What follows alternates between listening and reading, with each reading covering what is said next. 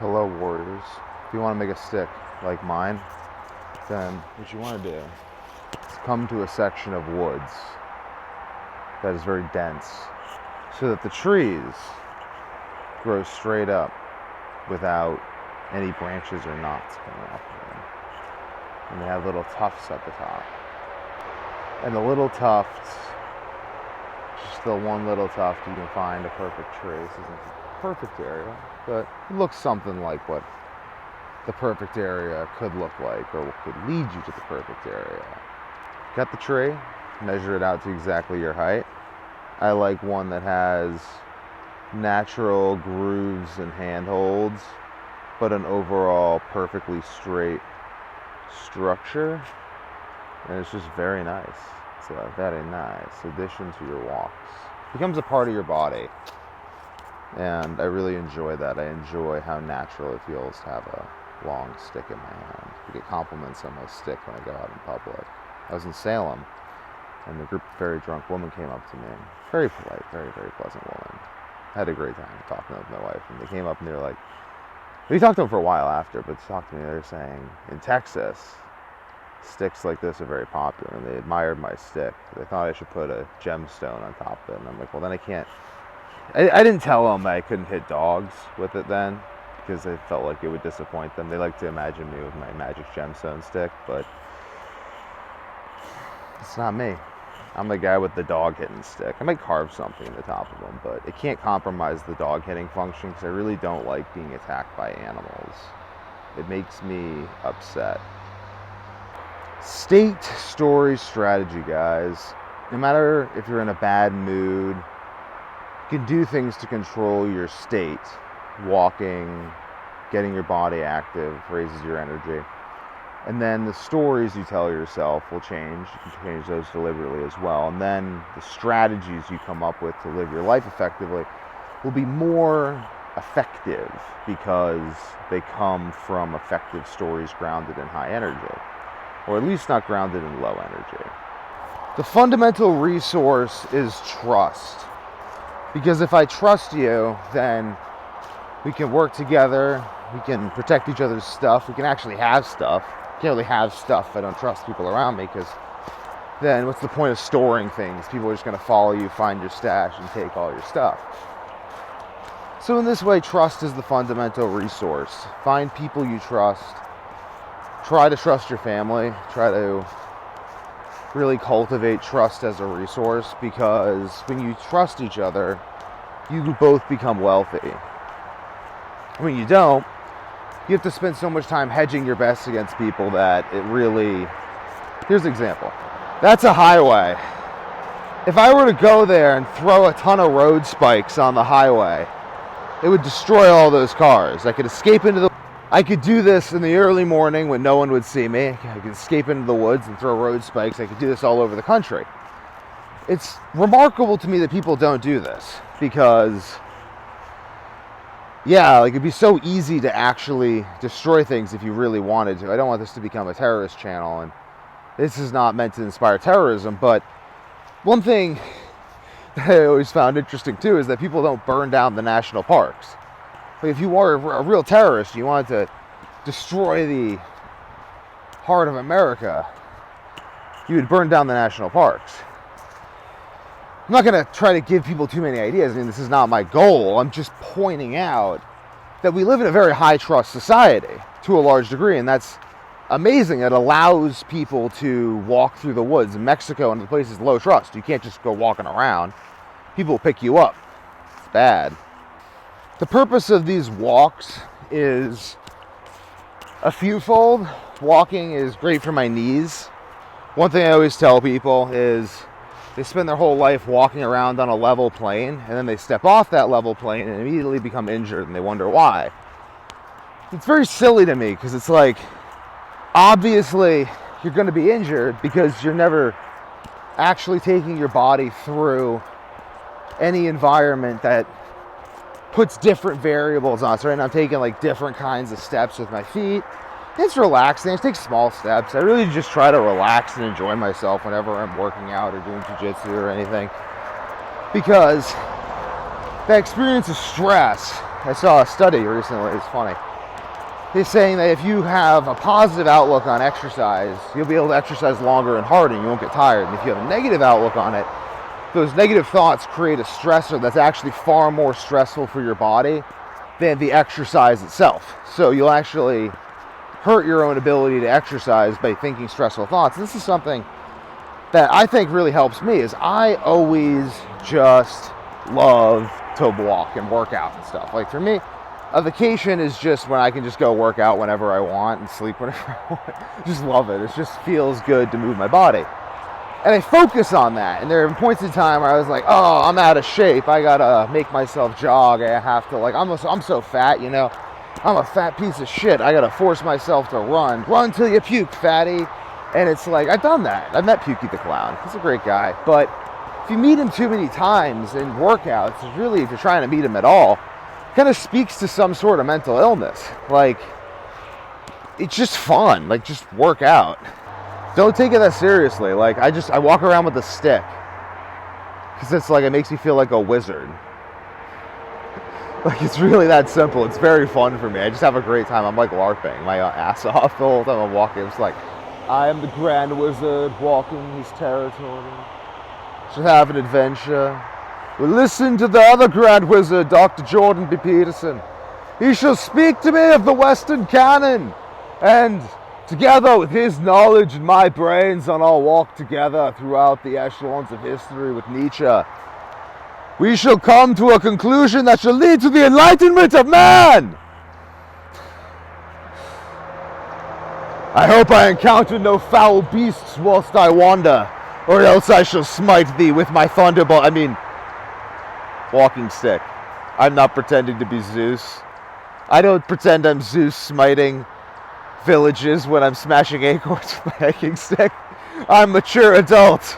Exercise is serious. This is cardio. This is joint restoration. Okay, here's something weird. Whenever I don't meditate for a few days, like 2 days, I get into arguments with my wife because she's just like always around me because I work from home a lot. But basically, and I spend a lot of time at home with my kids, like really actively raising my kids, very hard. But like, I'm training them. It's very challenging. I think about how Donald Trump has his kids working for him, and I'm like, when did that start? Probably when they started asking. So, I mean, my oldest can actually do dishes. As I get more and more popular, I'm going to stop sharing all the personal details of my life because I don't want stalkers to get involved. But at this point, it's a nice little community, so I feel comfortable sharing quite a bit. And then in my longer form content, I share quite a lot because honestly, people just don't have the attention span. And then like, something I think about stalkers, like, haven't really, I guess a lot of it's also though, if people think that you'd be an easy person to stalk, like, no one stalked Al Capone. Everyone knew who he was. I think often you just don't want to invite stalkers by being, I don't know. I speak softly and I carry a big stick though, like Theodore Roosevelt. I don't know how many stalkers he had, but he did parkour all over. I love Theodore Roosevelt. I feel like I have a walk with him. I feel like a real intellect is never lonely. Like I really walk with and talk with the great minds of history all the time because they wrote a book, and as someone who makes a lot of content for people, it's very personal. Like, I'm really not making content. Like, at some point, I stopped making content for views and for, like, what I thought I was going to get out of it. Like, the first video I ever published on this channel was I didn't sleep for 19 years. That one, I didn't publish that because I thought I was going to get anything out of it. I just threw that up because I was like, I got to do this. Like, I can't really... I was just hiding. I didn't want to talk about it. It was upsetting to me. It's very upsetting. I mean, like, really, it makes me feel powerless, and still kind of makes me feel powerless in certain ways, but it's humbling. It's like your body is this thing and it works and you inhabit it, but it can stop working, and that is very scary. Very, very, very scary. But I don't know, all men die, but not all men live. And everything's going very, very well. My body is healing from the latest bout of insomnia. And, like, it's healing though, so whatever. It's having solid poops on carnivore for the first time. I will now go around this obstacle on my path. But, actually, I wonder if the tree fell down or was cut down. I want to take a note of that. Yeah, so this puppy fell down. Was not cut down. But I feel in some sense like we have our jobs in life, but we have our deeper jobs. Like, I feel like my deeper job is to meditate and be connected to the earth, be connected to the natural patterns of life, understand these things. And when I don't do that, my life stops working out because I'm not fulfilling the task that God has assigned me, that I am here for. I mean, I say God has assigned me, but for the secular types, so when you mentioned secular talk, and I like the secular scene. I am a former devout atheist, actually. Like, I grew up watching Nova and Richard Dawkins, and former devout atheist. What got me was Jung. Neuroscience led to Jung and Zen and Alan Watts. And thank God, I guess, took an interest in me and started giving me... If you seek religious experiences persistently enough, you will find them. That's all I will say. Whoever seeks finds. If you seek religious experiences persistently, you will find them.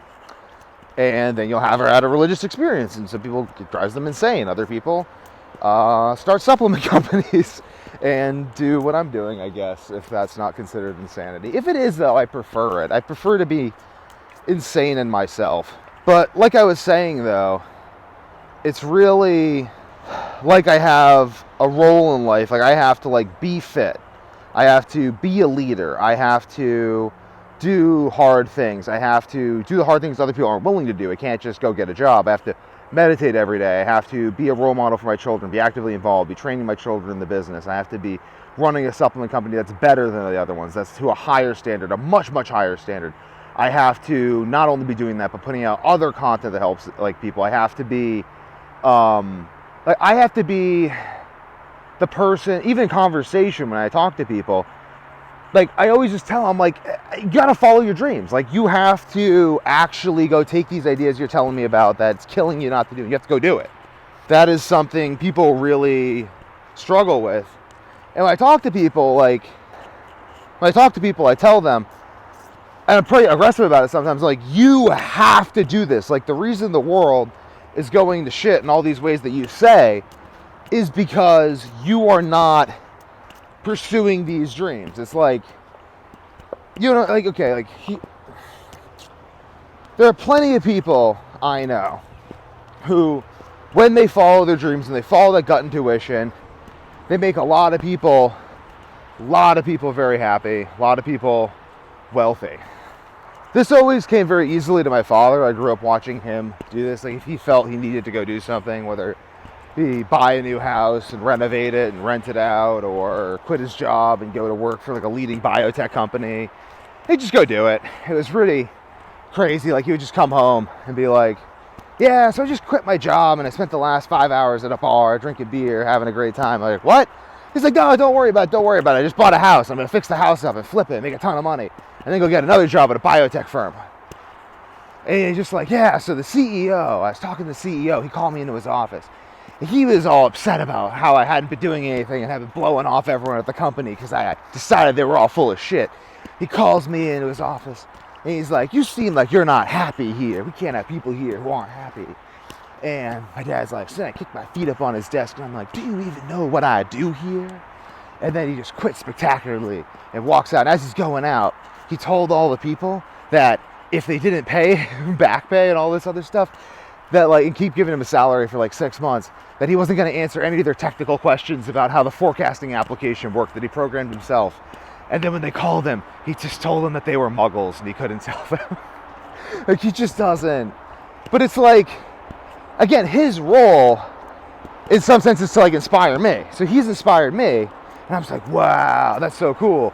And then because of that, like, things just kind of work out for him in a way. And like myself, when I tried to do the thing everyone else is doing, things didn't really work out for me because I was trying to get a job. I was like, oh, look, guys, I'm like one of you.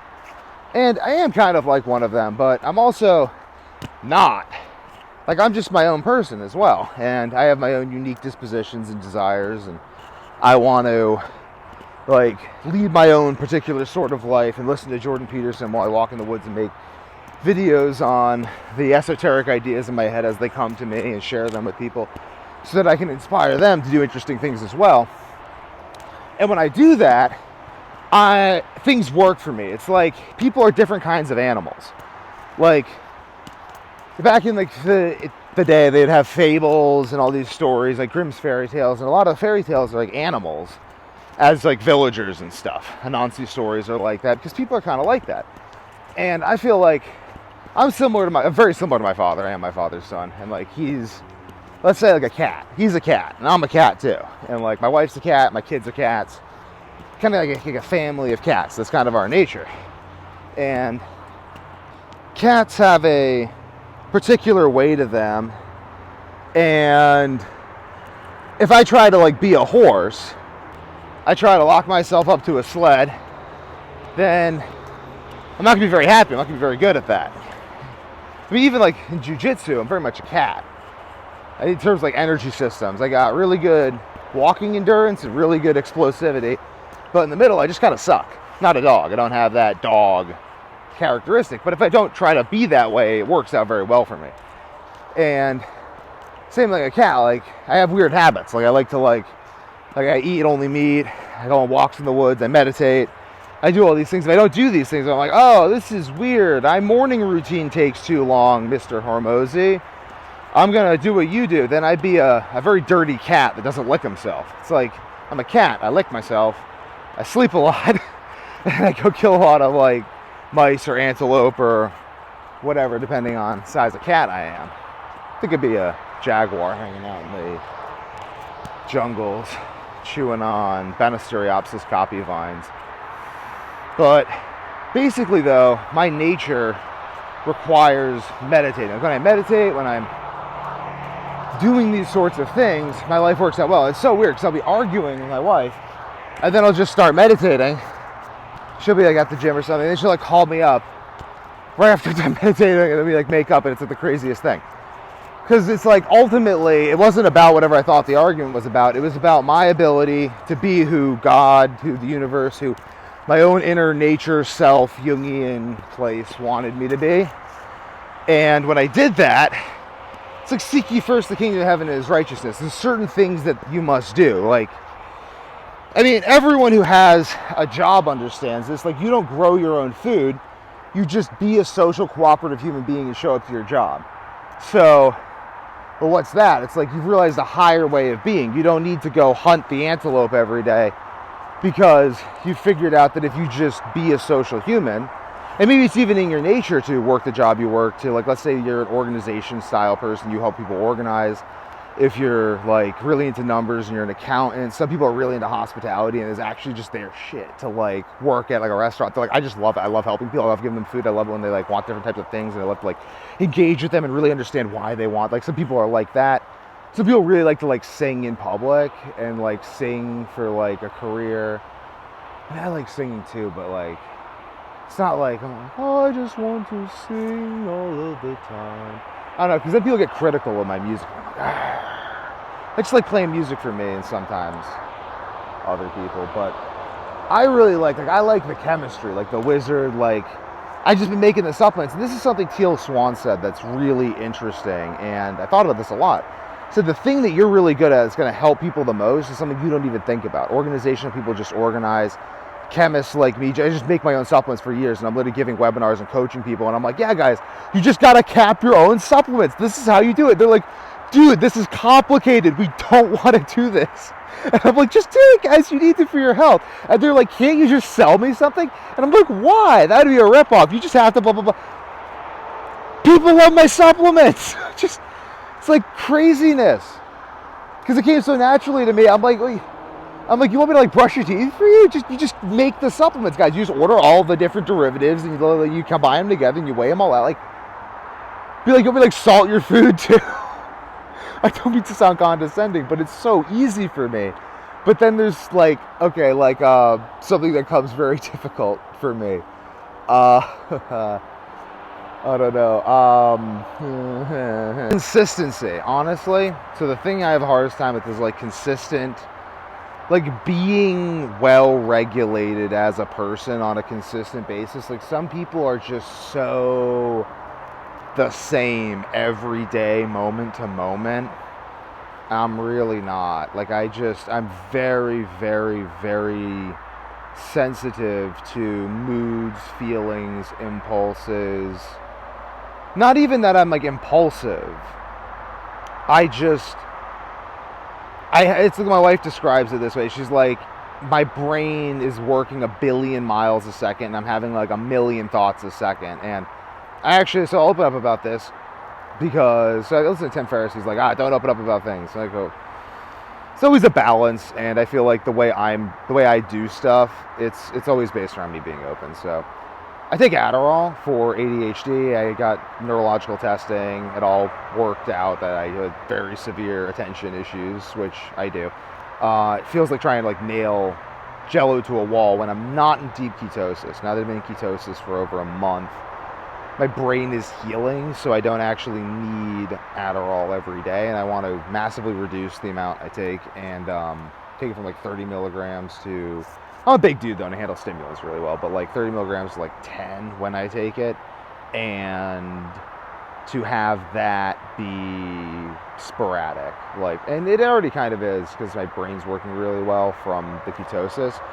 And like my mitochondria works. I don't really need stimulants like I was to like stimulate. I used to just take tons of caffeine. The green tea really helped because I think it has to do with the mitochondria and has to do with iron and toxin accumulation in the cells. And ketosis helps me reduce inflammation at the cellular level, which helps my mitochondria work because less oxygen is needed to process ketones. And then green tea helps remove and prevent the accumulation of more iron and heavy metals in my cells. Makes it more attractive too. If you look at my videos previously, like I'm much more attractive facially than I was a year ago from consuming massive quantities of green tea. And that detoxification helps my brain so much. It's like green tea, guys. I could try to sell you 1 million nootropics and tell you need all that stuff.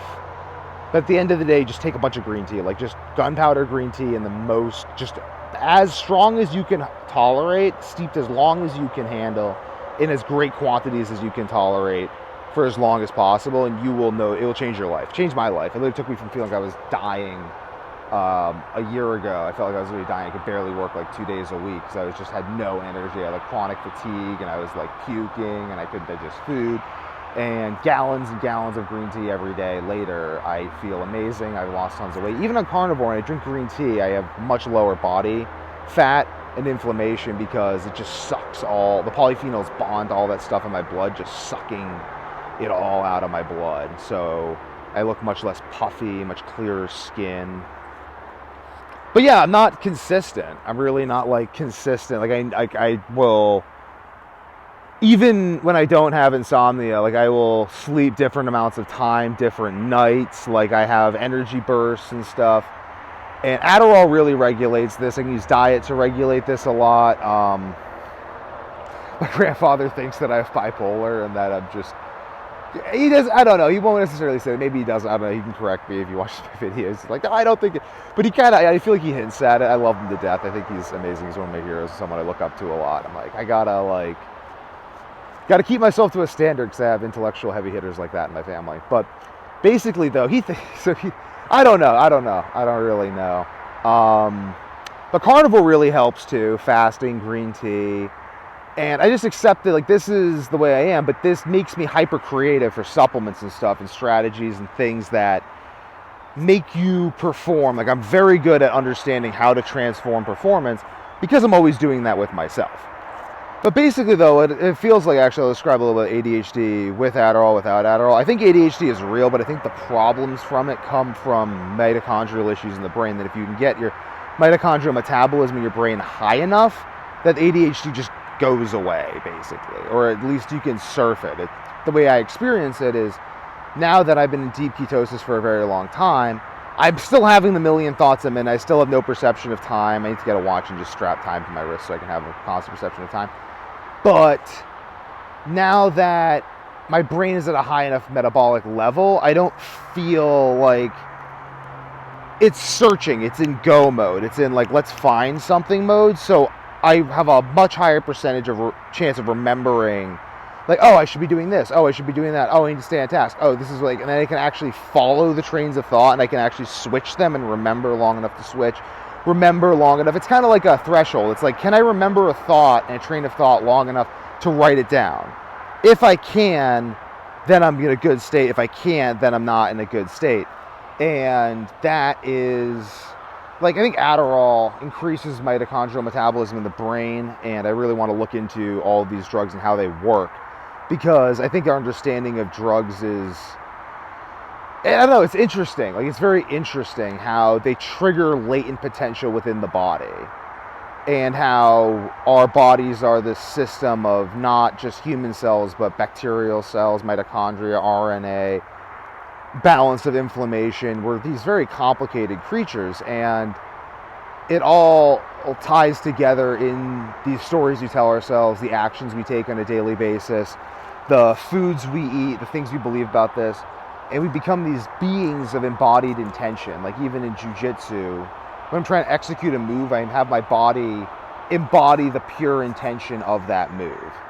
So in some way, when I'm drifting, because I'm having all these thoughts, I focus my day around actions that orient me within this story. So wake up, go for a walk, listen to Peterson, think about what I'm going to do that day, make a video if I feel inspired, so I capture these inspired thoughts, and also then come back home, meditate, journal about what I'm going to do that day, really, like, crystallize this consciousness that I've activated and accessed by the walk. And having this little predictable morning routine gives my day a shape, and that shape is the shape of intention. Objects have intentions built into them. Like, I build intentions into my walking stick. So if you ever hold a walking stick that I've made, it feels not like a natural stick. It feels like its own object, because it is. It has intentions. It has my own personality and ideas about humans built into it. Like, a bicycle is very fascinating. You can infer a human being in our society from a bicycle.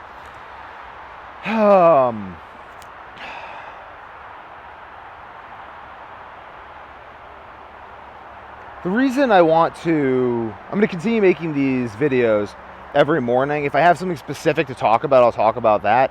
Otherwise, it'll be a series of ideas like I've shared today, and I'll keep sharing ideas as they come. I'm going to get back to listening to Peterson's biblical series, because I really need to listen to that. I've enjoyed ranting, but I'm going to listen to that. I may add some things on to the end of this video, and just keep adding on to it when I have more inspired thoughts I want to share. And I'm going to keep making videos like this. I really enjoy this style of video. It gives something consistent, shows you guys a little bit of, like, what I actually do in order to think at a high level. Like, you got to brainwash yourself. You have to take active participation in your thought process by actively influencing your environment, your behaviors in that environment, the thoughts that are being imputed into your brain, your environment, really hooking up Jordan Peterson to my head while I walk around with the stick. This is all good stuff, guys. Stay tuned. Do you have any questions or comments down below? Let me know, and I can address them in tomorrow's video or later videos, like the secular talk. Talking about secular talk and how... Send me a video if you want me to, like, watch it, comment on it or something. No promises, but I may watch it and comment on it, do a reaction video on something secular talk. I have a lot of respect for secular thinkers, because this is Peterson. I'm quoting Peterson on this, but they're often very honest. My father was an atheist for a long time. We're agnostic. And there are genuine problems in the religious community. Even myself, I'm an Orthodox Christian, but there's a lot of people who come to religion because they don't want to think. And I don't really support that, but I understand why they want to do that. It's hard, life is stressful. But I don't think that that's why I think that's why Jesus Christ came down to earth and died. And I guess that's sort of the essence of my Christianity, is I believe that was a literal historical event. I believe Jesus came back from the dead. I do. I don't know what that means, but I do believe he came back from the dead. I believe the apostles would not have tolerated all that torture, and besides, I've had religious experiences of... I don't know. I don't want to talk about, I've had religious experiences, because like, I think there's a bad history. A lot of people are like, I've had religious experiences, you need to listen to me. I don't believe that for a second. My religious experiences didn't lend me to that belief either. But, I don't know, seek and you'll find. I'm going to go seek some more Jordan Peterson, and then meditate, and then go engage with my wife and children. Hopefully I'll have time to journal too. They might be still asleep, they might not be. It's a timing thing, getting up early. I nap during the day. I'm a cat, you know? I just accept it and I roll with it. One of the goals of my YouTube channel is for me to become more articulate. As the world goes increasingly digital and YouTube is on every phone and phones are in every hand and people are listening to their phones while they're in the car driving and doing stuff, being able to articulate yourself and ideas and be engaging over video is a skill. You all should be practicing this. You all should have a YouTube channel and be uploading daily, trying to do that. If you want to make money, I mean, you don't have to. Again, I'm not going to say you have to do this. Leave some business for the rest of us. How about it? But yeah, I mean, if you want to become more powerful, practice articulating yourself. Practice articulating ideas, because it's a skill. I thought that I was very good at articulating. Oh, look, a power line in the middle of the woods. But when I started articulating on YouTube, I realized it's a different skill, and practicing that skill is very helpful. Also, I don't know what YouTube is. New styles of video become popular all the time. Experimentation is the only way. It's pots. I'm trying to make the best YouTube videos, but in order to do that, I have to make a lot of YouTube videos.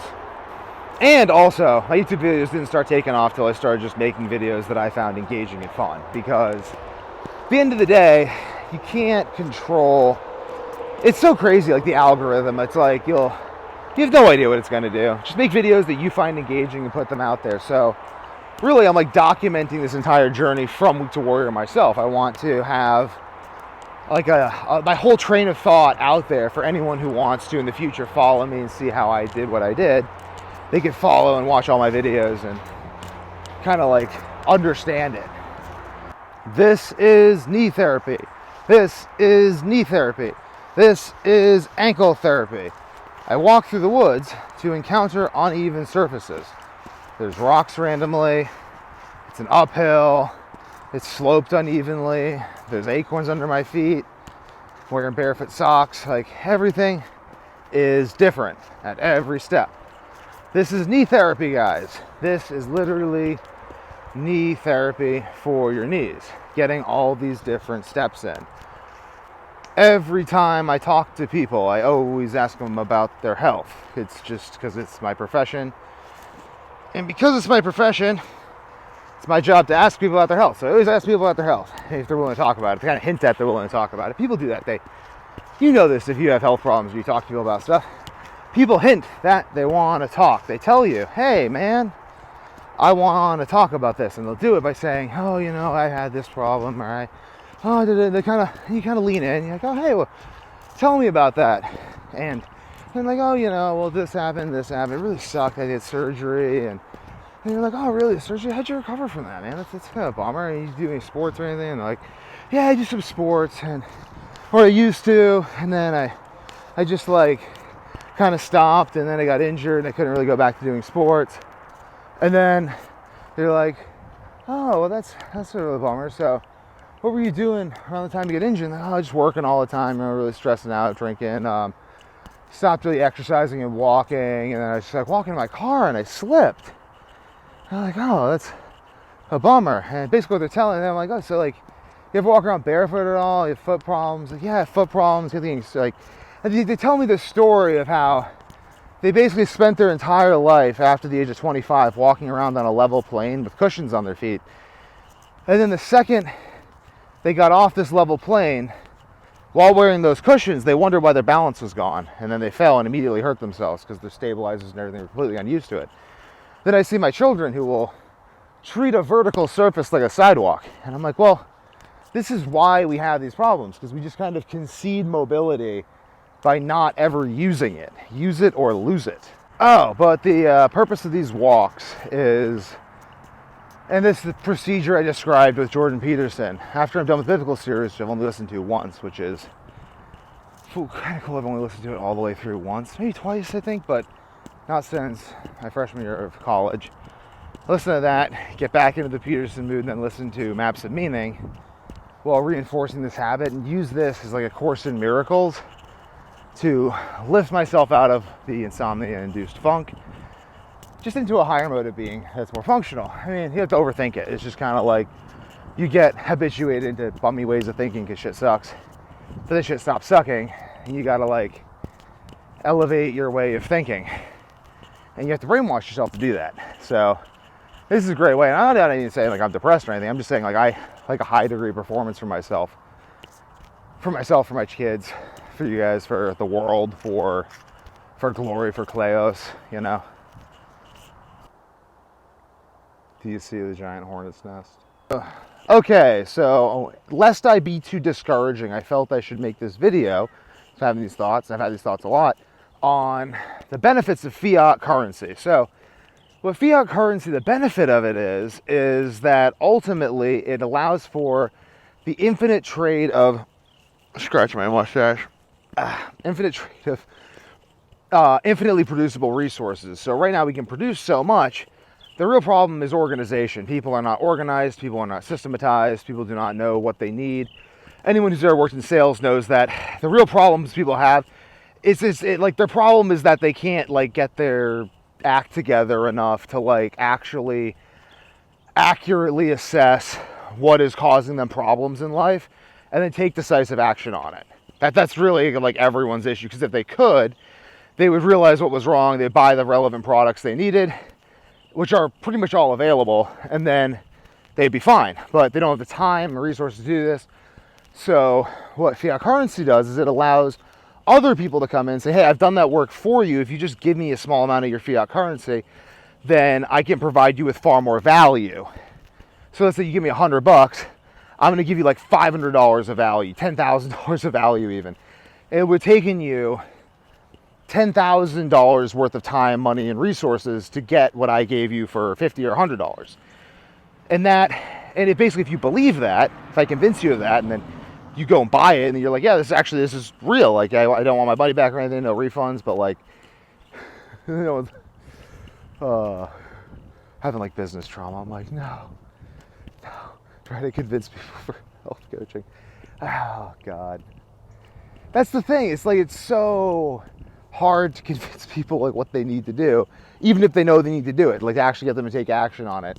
But if you do that enough, like this is what I kind of noticed health coaching. So if I got enough people to give me a small amount of their fiat currency, a few $1,000s, then I could live off of that. They weren't really affected because they had more energy and more health and vitality, so their overall quality of life went up, not down, even though they lost money.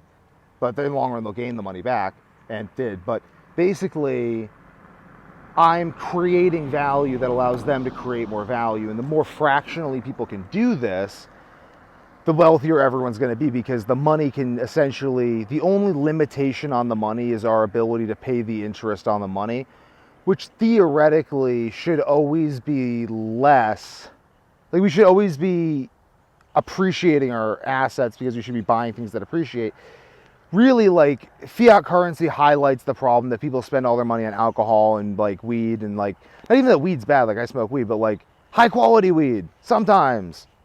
Like, do it like when you're walking or something, so your brain actually works, because your brain's like getting circulation, so you don't like decrease brain circulation when watching TV or something. I don't know, find what works for you, but like, use things in a way that helps you, not in a way that hurts you. And if you do that with fiat currency, then wealth gets infinitely created, because fiat currency is really just like a database that allows for people to basically quantify value. So that's the benefit of fiat currency. The problem is that this can get used in a predatory way. People don't have access to the knowledge and resources about how the system works. So they become a victim of the system. And once they're a victim of the system, they just keep getting victimized because people are like, okay, well, I'm just going to sell you poison. I'm going to lie to you. I'm going to manipulate you, all this stuff, because you're just too dumb to realize that I'm doing this, and you don't even care because you're just giving money to someone else is going to do this to you. So I'm just going to come in and do this. And like, that's the way some people think, is like or a lot of people think. I mean, like Coca-Cola, I don't know. I mean, I don't know. Again, I don't try to trash these companies because I don't, like, it's pointless. Like, why am I going to bash Coca-Cola? Like, Coca-Cola could see what I'm doing and be like, you know, dude, we actually agree with you. Like, you know, like the CEO's son has insomnia like you. We don't talk about it, but he did. And like, we just, yeah, you want to like go make your whole line of drinks. So I don't want to trash Coca-Cola because like they're a bunch of people like you and me. Like they could, like my dad grew up eating garbage because it didn't affect him. He just was like, yeah, I just grew up on like Twinkies and everything. And my brain worked well enough that I just went to like Boston University and like worked at all the top companies and blah, blah, blah, blah, blah, blah. And it's like, that's awesome. I'm like, that's amazing. And but it's like, I couldn't do that. My brain just doesn't work that way. If I ate poison, I can't think at all. It's like really bad. So, but again though, fiat currency allows me to buy food that's healthy and then create value that allows me to buy food that's healthy. Because the value is really the fact that people are exchanging goods and services. And fiat currency is meant to encourage people to do that. Even the fact that it becomes worth less over time, it's like just spend it, dude. Like the money isn't the money. The money is the things that increase in value. Relationships, systems, businesses, these sorts of things. People run into problems because they're just chasing the dollar. They're just like, yeah, I'll just work for this fixed salary. And it's like, okay, but are you going to use that to build a system that's going to get you out of slavery? No, I'm just going to use that to buy booze that are going to poison me and then I can't think. And that's the problem, and done.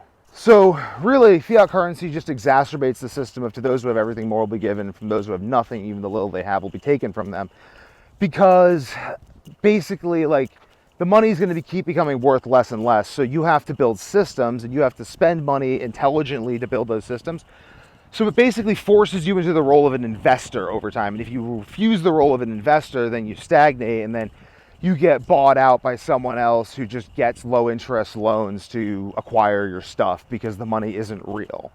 So it creates this system of constant monetary warfare, but it's what they've been doing in order to allow for unrestricted production of material assets, which ultimately, if intelligently used, these material and intellectual assets, including software and the like and books and whatever, can be used to increase everyone's power and ability and worth and experience of life, such that we actually wouldn't necessarily experience inflation, but people don't do that.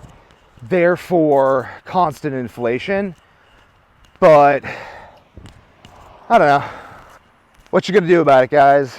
Subscribe, start a business. I don't know, just be aware of it. Being aware of it is the first step. If you're aware of what's going on, you can start to like strategically position yourself. It's something my dad taught me.